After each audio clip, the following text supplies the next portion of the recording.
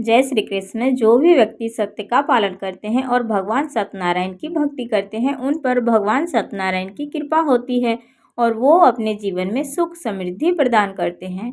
सत्य और अहंकार से प्रेरित होकर अगर सत्यनारायण भगवान के प्रसाद का अपमान करें तो व्यक्ति को कष्ट और दुर्भाग्य का सामना करना पड़ता है। सत्यनारायण भगवान की कथा का पाठ करने से व्यक्ति को 1000 यज्ञ करने के बराबर पुण्य फल की प्राप्ति होती है।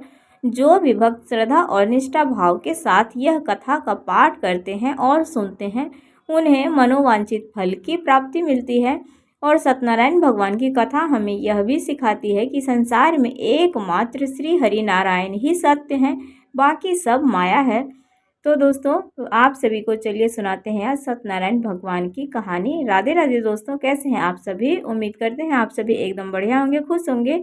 भगवान विष्णु की कृपा आप सभी पर हमेशा बनी रहे दोस्तों। और पूर्णिमा की आप सभी को ढेर सारी शुभकामनाएं। पूर्णिमा के दिन सत्यनारायण भगवान की कथा सुनी जाती है, तो चलिए आप सभी सुनिए। एक समय की बात है, नैसीरियन तीर्थ में सौनिकादि 88,000 ऋषियों ने श्री सूत जी से पूछा, हे प्रभु, इस कलयुग में वेद विद्या रहित मनुष्यों को प्रभु भक्ति किस प्रकार से मिल सकती है तथा उनका उद्धार कैसे होगा? हे मुनिश्रेष्ठ, ऐसा कोई तप बताइए जिससे थोड़े समय में ही पुण्य मिले और मनोवांछित फल भी मिल जाए। इस प्रकार की कथा सुनने की हम इच्छा रखते हैं। सर्वशास्त्रों के ज्ञाता सूत जी बोले, हे वैष्णवों में पूज्य, आप सभी प्राणियों के हित की बात पूछी है, इसलिए मैं एक ऐसे श्रेष्ठ व्रत को आप लोगों को बताऊंगा जिसे नारद जी ने लक्ष्मी नारायण जी से पूछा था और लक्ष्मीपति ने मुनि श्रेष्ठ नारद जी से कहा था। आप सभी इसे ध्यान से सुनिए। एक समय की बात है, योगी राज नारद जी दूसरों के हित की इच्छा के लिए अनेकों लोकों में घूमते हुए मृत्यु लोक में आ पहुँचे। यहाँ उन्होंने अनेक योनियों में जन्मे प्रायः सभी मनुष्यों को अपने कर्मों द्वारा अनेकों दुखों से पीड़ित देखा। उनका दुख देखकर नारद जी सोचने लगे कि यह कैसा यत्न किया जाए जिसके करने से निश्चित रूप से मानव के दुखों का अंत हो जाए। इसी विचार पर मनन करते हुए वह विष्णु लोक में गए। वहां वह देवों के इस नारायण की स्तुति करने लगे, जिनके हाथों में शंख चक्र गदा और पद्म थे, गले में वरमाला पहने हुए थे। स्तुति करते हुए नारद जी बोले, हे भगवान, आप अत्यंत शक्ति से संपन्न हैं। मन तथा वाणी भी आपको नहीं पा सकती है। आपका आदि मध्य तथा अंत नहीं है। निर्गुण स्वरूप सृष्टि के कारण भक्तों के दुख को दूर करने वाले हैं। आपको मेरा नमस्कार है। नारद जी की स्तुति सुन विष्णु भगवान जी बोले, हे मुनि श्रेष्ठ, आपके मन में क्या बात है? आप किस काम के लिए पधारे हैं, उसे निसंकोच कहो। इस पर नारद मुनि बोले कि मृत्यु लोक में अनेक योनियों में जन्मे मनुष्यों को अपने कर्मों के द्वारा अनेकों दुखों से दुखी हो रहे हैं। हे नाथ, आप मुझ पर दया रखते हैं तो बताइए कि वो मनुष्य थोड़े से ही प्रयास से अपने दुखों से कैसे छुटकारा पा सकते हैं।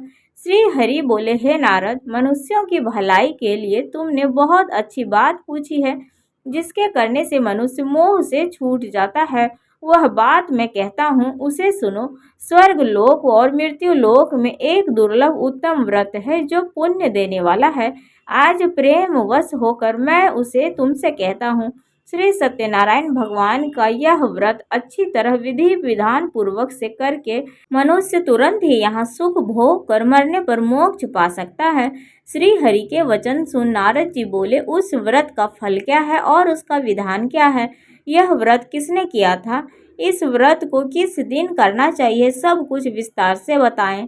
नारद जी की बात सुनकर श्री हरि विष्णु जी बोले, दुख व शोक को दूर करने वाला यह सभी स्थानों पर विजयी दिलाने वाला है।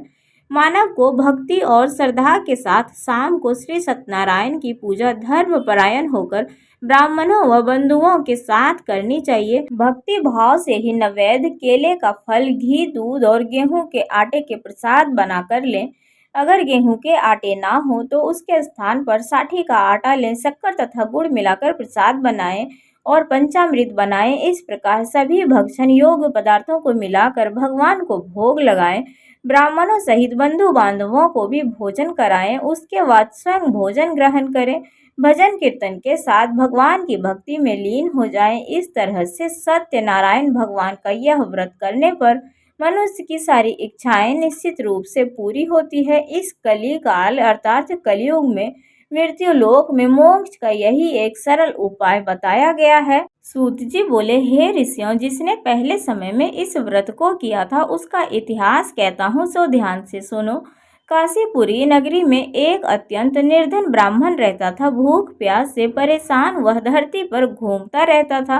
ब्राह्मणों से प्रेम करने वाले भगवान ने एक दिन ब्राह्मण का वेश धारण कर उसके पास जाकर पूछा, हे विप्र, नित्य दुखी होकर तुम पृथ्वी पर क्यों घूमते हो?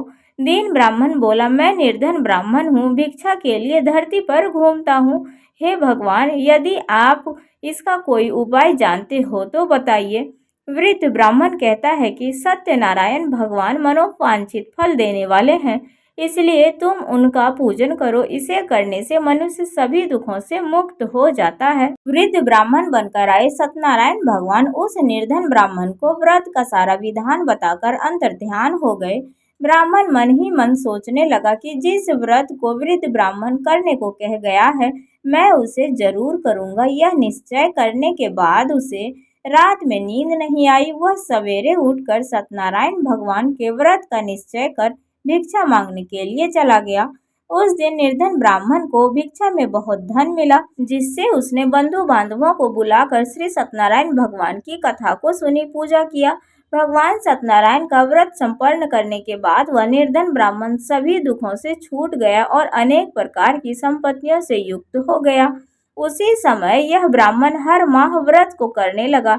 इस तरह से सत्यनारायण भगवान के व्रत को जो मनुष्य करेगा वह सभी पापों से छूटकर मोक्ष को प्राप्त होगा। जो मनुष्य इस व्रत को करेगा वह सभी दुखों से मुक्त हो जाएगा। सूत जी बोले कि इस तरह से नारद जी ने नारायण जी को कहा हुआ था। श्री सत्यनारायण व्रत को मैंने तुमसे कहा, हे विप्रो, अब मैं और क्या कहूँ? ऋषि बोले, हे मुनिवर, संसार में उस विप्र से सुनकर और किस किसने इस व्रत को किया है, हम सब इस बात को सुनना चाहते हैं। इसके लिए हमारे मन में श्रद्धा का भाव है। सूत जी बोले, हे मुनि, जिसने इस व्रत को किया वो सब सुनो। एक समय वही विप्र धन व ऐश्वर्य के अनुसार अपने बंधु बांधवों के साथ इस व्रत को करने को तैयार हुआ। उसी समय एक लकड़ी बेचने वाला बूढ़ा आदमी आया और लकड़ियां बाहर रखकर अंदर ब्राह्मण के घर में गया। प्यास से दुखी वह लकड़हारा उनको व्रत करते देखकर विप्र को नमस्कार कर पूछने लगा कि आप यह क्या कर रहे हैं? तो उन्होंने बताया कि व्रत कर रहा हूँ तथा इसे करने से क्या फल मिलेगा, कृपया मुझे यह भी बताएं। ब्राह्मण ने कहा कि सब मनोकामनाओं को पूरा करने वाला यह सत्यनारायण भगवान का व्रत है। इनकी कृपा से ही मेरे घर में धन धान्य आदि की वृद्धि हुई है। वह वृद्ध सत्यनारायण व्रत के बारे में जानकर बहुत प्रसन्न हुआ। चरणामृत और प्रसाद खाने के बाद वह अपने घर को गया। लकड़हारे ने मन में संकल्प किया कि आज लकड़ी बेचकर उसे जो धन मिलेगा वह उसी से श्री सत्यनारायण भगवान का उत्तम व्रत करेगा। मन में इस विचार को लेकर बूढ़ा आदमी सिर पर लकड़ियां रखकर उस नगर में बेचने गया जहाँ ज्यादा धनी लोग रहते थे। उसे लकड़ियां बेचकर पहले से 4 गुना अधिक धन मिला। बूढ़ा आदमी प्रसन्नता के साथ दाम लेकर केले, शक्कर, घी आदि, गेहूं का आटा लेकर सत्यनारायण भगवान के व्रत की अन्य सामग्रियों को लेकर अपने घर को गया। वहां उसने अपने बंधु बांधवों को बुलाकर विधि विधान से सत्यनारायण भगवान का पूजन और व्रत किया।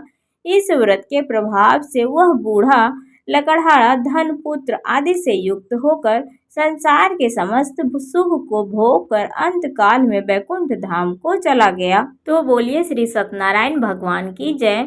तो दोस्तों, ये थी सत्यनारायण भगवान की कहानी। कैसी लगी आप सभी को? कहानी पसंद आई हो तो वीडियो को लाइक, चैनल पर जो भी नए आते हैं सब्सक्राइब, कमेंट, शेयर जरूर करिएगा दोस्तों।